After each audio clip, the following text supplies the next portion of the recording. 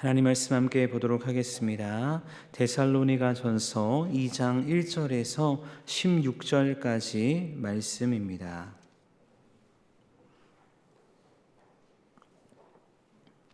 데살로니가전서 2장 1절에서 16절까지 말씀 우리 한 목소리로 함께 봉독하겠습니다. 형제들아, 우리가 너희 가운데 들어간 것이 헛되지 않은 줄을 너희가 친히 아나니, 너희가 아는 바와 같이 우리가 먼저 빌립보에서 고난과 능욕을 당하였으나 우리 하나님을 힘입어 많은 싸움 중에 하나님의 복음을 너희에게 전하였노라. 우리의 권면은 간사함이나 부정에서 난 것이 아니요 속임수로 하는 것도 아니라 오직 하나님께 옳게 여기심을 입어 복음을 위탁받았으니, 우리가 이와 같이 말함은 사람을 기쁘게 하려 함이 아니요 오직 우리 마음을 감찰하시는 하나님을 기쁘시게 하려 함이라. 너희도 알거니와 우리가 아무 때에도 아첨하는 말이나 탐심의 탈을 쓰지 아니한 것을 하나님이 증언하시느니라. 또한 우리는 너희에게서든지 다른 이에게서든지 사람에게서는 영광을 구하지 아니하였노라. 우리는 그리스도의 사도로서 마땅히 권위를 주장할 수 있으나 도리어 너희 가운데서 유술한 자가 되어 유모가 자기 자녀를 기름과 같이 하였으니, 우리가 이같이 너희를 사모하여 하나님의 복음뿐 아니라 우리의 목숨까지도 너희에게 주기를 기뻐함은 너희가 우리의 사랑하는 자 됨이라. 형제들아, 우리의 수고와 애쓴 것을 너희가 기억하리니 너희 아무에게도 폐를 끼치지 아니하려고 밤낮으로 일하면서 너희에게 하나님의 복음을 전하였노라. 우리가 너희 믿는 자들을 향하여 어떻게 거룩하고 옳고 흠없이 행하였는지에 대하여 너희가 증인이요 하나님도 그러하시도다. 너희도 아는 바와 같이 우리가 너희 각 사람에게 아버지가 자기 자녀에게 하듯 권면하고 위로하고 경계하노니, 이는 너희를 부르사 자기 나라와 영광에 이르게 하시는 하나님께 합당히 행하게 하려 함이라. 이러므로 우리가 하나님께 끊임없이 감사함은 너희가 우리에게 들은 바 하나님의 말씀을 받을 때에 사람의 말로 받지 아니하고 하나님의 말씀으로 받음이니 진실로 거로하도다. 이 말씀이 또한 너희 믿는 자 가운데서 역사하시느니라. 형제들아, 너희가 그리스도 예수 안에서 유대에 있는 하나님의 교회들을 본받은 자 되었으니, 그들이 유대인들에게 고난을 받음과 동시 너희도 너희 동족에게서 동일한 고난을 받았느니라. 유대인은 주 예수와 선자들을 죽이고 우리를 쫓아내고 하나님을 기쁘시게 하지 아니하고 모든 사람에게 대적이 되어 우리가 이방인에게 말하여 구원받게 함을 그들이 금하여 자기 죄를 항상 채우매 노하심이 끝까지 그들에게 임하였느니라. 아멘. 함께 말씀 나누도록 하겠습니다. 제가 얼마 전에 교회에서 허락된 여름 휴가를 보내고 왔는데, 이번에 저에게 10일간의 휴가가 주어져서 주일까지 쉼을 가질 수 있는 기회가 생겼습니다. 사실 사역을 하면서 주일에 쉼을 갖는다는 것이 거의 불가능한데, 한 19년 사역을 하면서 처음으로 주어진 그런 쉼이었습니다. 네, 주일에 쉼을 갖다 보니까 이런 고민이 생겼습니다. 주일날 어느 교회를 가서 예배를 드려야 될까라는 그런 고민을 하게 되는 거죠. 아무래도 온 가족이 함께 움직여야 되니까 가족들을 모아서 같이 아이들과 아내와 이야기를 했습니다. 그리고 어느 교회 가서 예배드리면 좋을까 이렇게 이야기를 했는데, 아이들이 이제 아무래도 휴가 때 서울에 많이 머물러 있었기 때문에 이전에 다녔던 그 교회를 가보고 싶다, 친구들도 보고 싶다, 이런 이야기를 하는 것입니다. 아마 둘째, 셋째 아이가 경우에는 그곳에서 태어났고 자랐기 때문에 그곳에 대한 추억이 아직까지 많이 있었던 것 같습니다. 그래서 이전에 사역했던 교회에 주일날 방문을 했죠. 3년 만에 방문한 교회의 모습은 크게 달라진 것은 없었는데, 교회에 들어가면서 그곳에서 사역했던 그 7년의 시간들이 파노라마처럼 스쳐 지나가는 것 같았습니다. 그리고 함께 사역했던 그 학생들 또 어른들을 만나면서 기쁨의 제의를 누리기도 했죠. 아마 사역자들이 누리는 기쁨 중 하나가 이런 것이지 않을까 싶은데요. 함께 사역했던 그 장소, 사람들을 함께 기억하며 그들과 함께 그 은혜를 고백할 수 있다는 것이 참 기쁨 중에 하나지 않나라는 생각을 하게 됩니다. 근데 저와 비교할 수 없을 정도로 정말 많은 지역을 돌아다니며 그들에게 복음을 전하고 그 복음을 들은 사람들과 함께 교회를 세웠던 그 바울의 마음은 어땠을까라는 생각을 하게 됩니다. 힘들고 어려운 사역이었지만 바울에게는 이런 기쁨과 은혜가 더 가득하지 않았을까라는 것을 생각하게 된다는 것입니다. 하지만 당시 상황에서 살펴보면 이런 은혜만 가득했던 것은 아니죠. 왜냐하면 너무나 많은 위협들이 바울과 그 일행의 복음 전도를 방해하고 있었기 때문입니다.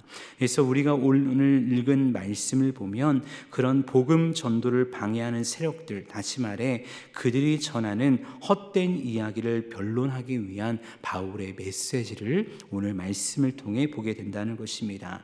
오늘 말씀 1절과 2절에서 바울은 이렇게 말씀하죠.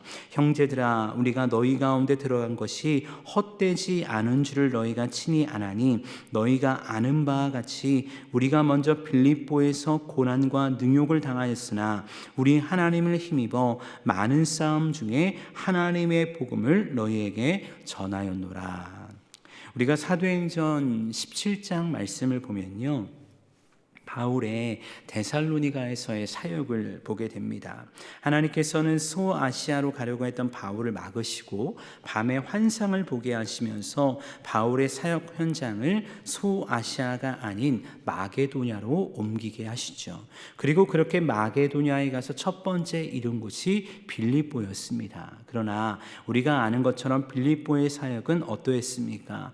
물론 하나님의 기적과 치유도 있었지만 그 기적으로 인해 고발당하고 군사들에게 붙잡혀서 심하게 매맞고 감옥에 갇히는 고난을 당하게 됩니다. 그리고 빌립보를 떠나서 바울 일행이 두 번째로 이룬 곳이 바로 데살로니가였죠. 바울 일행은 앞서 빌립보에서 당한 고난의 흔적이 있었지만 데살로니가에서도요, 복음 전도 사역을 멈추지 않습니다. 사도행전 17장 2절과 3절을 보니까 이렇게 말씀하거든요. 바울이 자기의 관례대로 그들에게 들어가서 새 안식일에 성경을 가지고 강론하며 뜻을 풀어 그리스도가 해를 받고 죽은 자 가운데서 다시 살아나야 할 것을 증언하고 이르되 내가 너희에게 전하는 이 예수가 곧 그리스도라 라고 말하면서 복음을 전하는 것입니다. 사도행전을 보면 데살로니가에서의 복음 전도 사역을 인해서 경건한 헬라인의 큰 무리와 적지 않은 귀부인들이 복음을 받아들이고 바울과 실라를 따랐다라고 말씀하고 있습니다. 또한 데살로니가에서는요, 야손이라는 귀한 믿음의 동역자도 얻었음을 보게 되죠. 근데 시간이 얼마 지나지 않아 데살로니가에서도 문제가 생기는데 그 문제는 유대인들이 바울의 복음 전도를 막기 위해서요, 저작거리에 있는 불량배들을 동원하는 것입니다. 그리고 떼를 지어 돌려다니면서 사람들에게 헛소문을 퍼뜨리는 것입니다. 마치 데살로니가에 바울 일행을 통해서 큰 난리가 난 것처럼 성을 요란스럽게 만들었다는 것입니다. 결국 이 소동으로 인해서 바울과 그 일행은 짧은 데살로니가에서의 사역을 뒤로하고 또다시 급하게 도망쳐 나올 수밖에 없었습니다. 그리고 이들이 도망쳐 나온 이후에 데살로니가에 헛소문이 돌기 시작하는 겁니다. 그 헛소문은 바울과 그 일행이 전한 복음은 헛된 것이다. 그들이 전한 복음은 거짓이다. 그렇게 너희들은 바울의 말이 아니라 내 말을 따라야 한다라는 그런 이야기를 하기 시작하는 것이죠.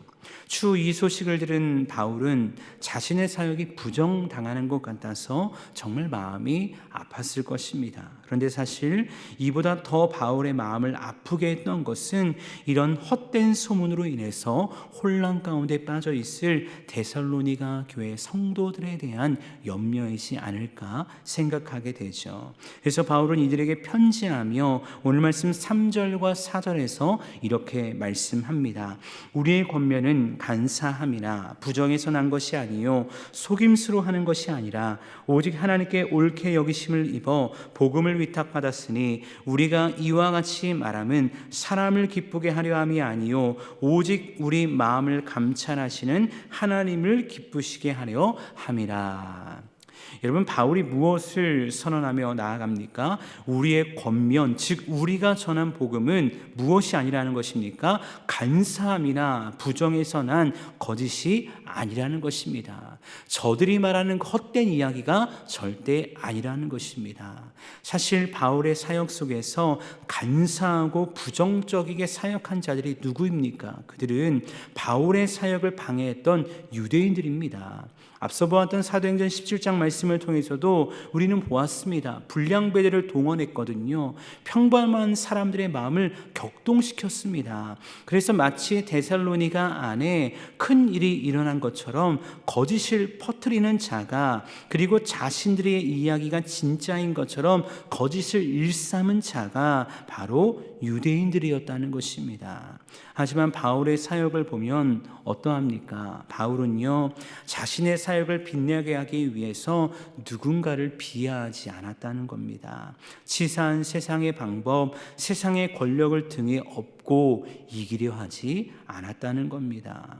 바울이 능력이 없습니까? 바울이 지식이 없습니까? 사실 로마의 시민권자로서, 바리새인 중에 바리새인으로서 자신의 힘을 조금만 과시한다면 치사한 방법, 세상의 방법 사용하면서 이길 수 있다는 것입니다. 근데 여러분, 바울이 왜 그렇게 하지 않았는지 그 이유를 아십니까? 그 이유는요, 바울이 전하는 복음은 바울의 언변과 주변 환경에 영향을 받는 것이 아니라 오직 전능하신 하나님의 능력에 영향을 받는다는 것을 믿었기 때문입니다.